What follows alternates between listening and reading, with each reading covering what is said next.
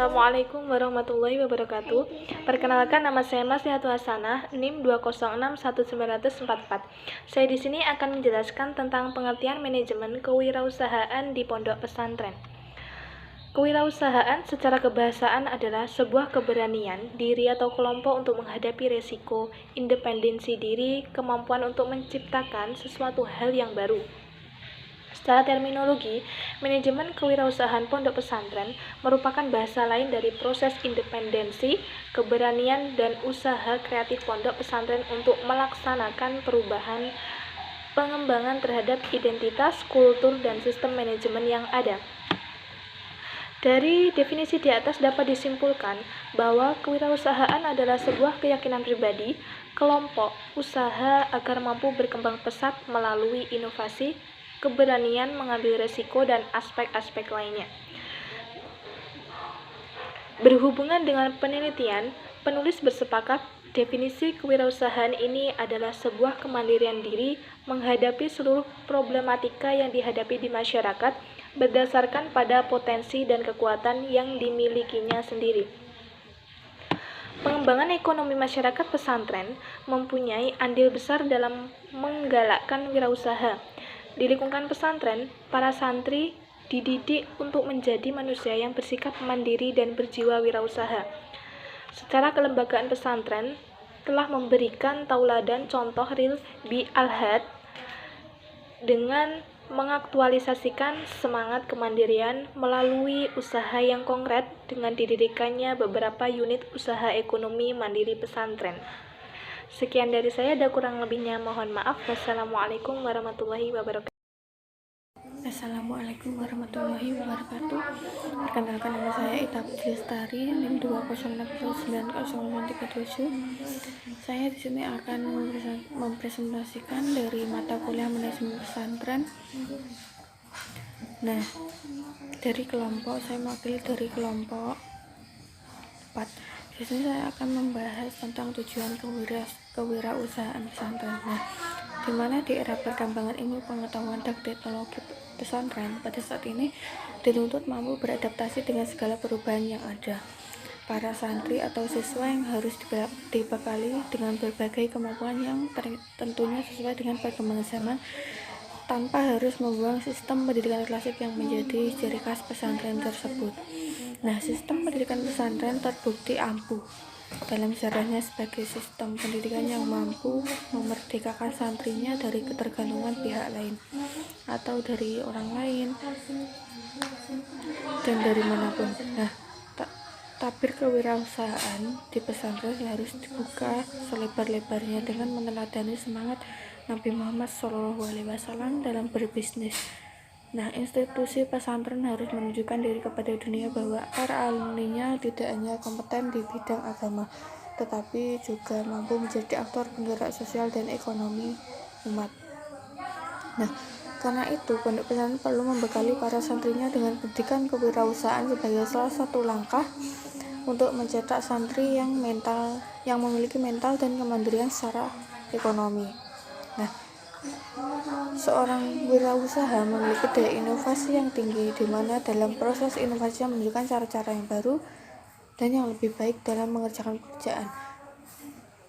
Nah, kiai yang memiliki jiwa wirausaha pada umumnya mempunyai tujuan dan pengharapan tertentu yang dijabarkan dalam visi, misi, tujuan, dan rencana strategis yang realistik.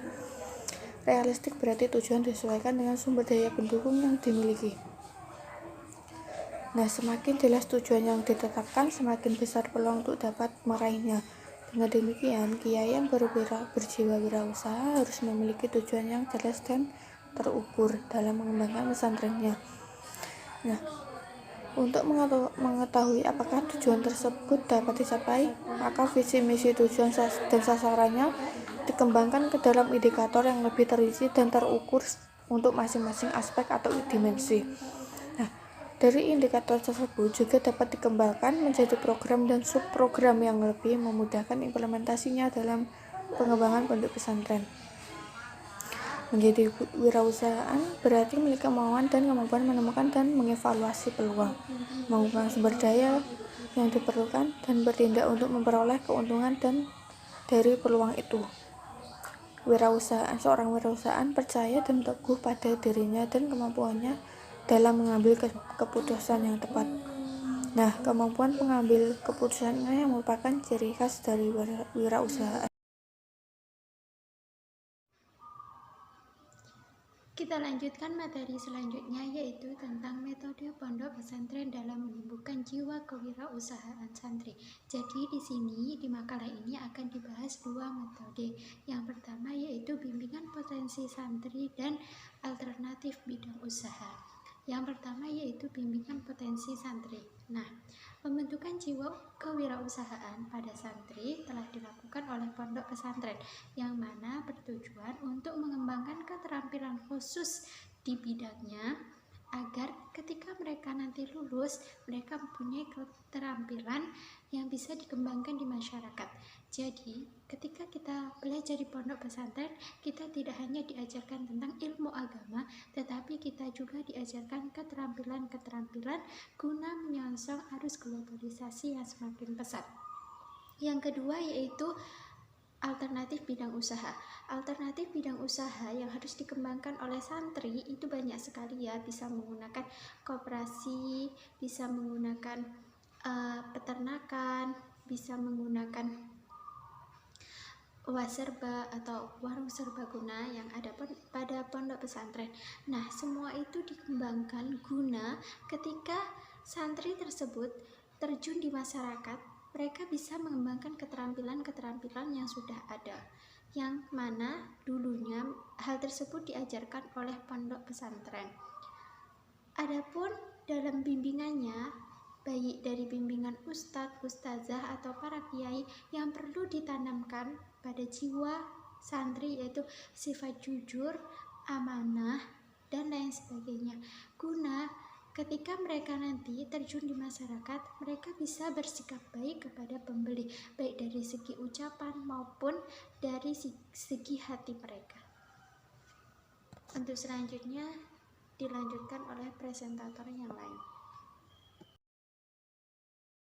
Assalamualaikum warahmatullahi wabarakatuh. Saya Retno Sundari dari kelas MPIB NIM 2061961 akan menjelaskan tentang pokok dari apa itu problema pengembangan wirausaha di dalam pondok pesantren.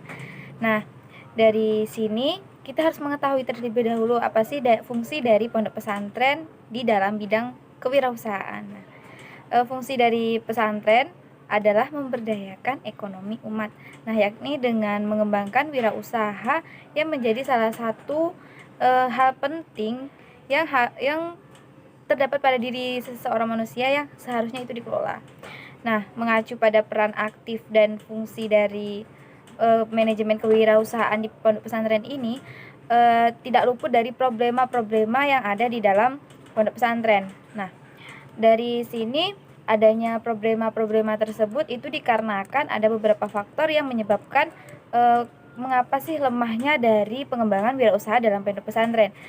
Yang pertama yaitu ada sumber daya manusianya. Nah, sumber daya manusianya itu kita akui di dalam pondok pesantren itu tentunya ada berbagai macam karakter santri.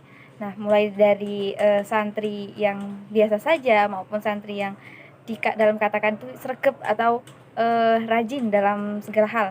Nah, di sini dalam bidang wirausaha tidak semua santri itu memiliki bakat yang dimilikinya. Nah, dari situ peran pondok pesantren itu adalah mengembangkan bagaimana caranya agar seluruh santri yang mempunyai bakat-bakat tertentu itu bisa dikembangkan lagi, dan dari pihak pesantren tersebut juga harus menyediakan fasilitas sarana dan prasarana dalam pengembangan bakat santri. Nah, salah satu problema yang ada dalam pondok pesantren itu adalah SDM-nya.